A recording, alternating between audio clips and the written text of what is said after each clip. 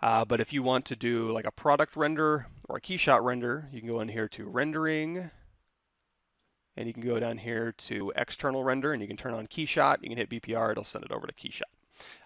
That, I have a really long playlist.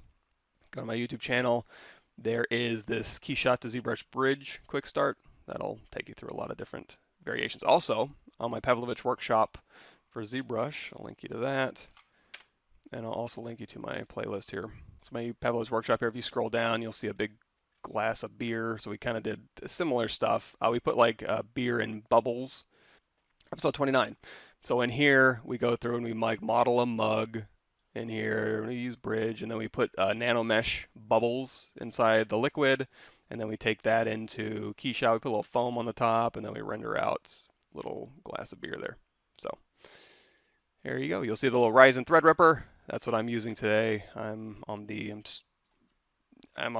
what am I on now? So I was on the 1950X last year, and then I upgraded to the 2990WX, and so that's what I'm using today to do all this stuff. And ZBrush is a very CPU-based program. Surprisingly, most modeling programs, it uses the GPU and the viewport to do that, but ZBrush uses your CPU quite a bit.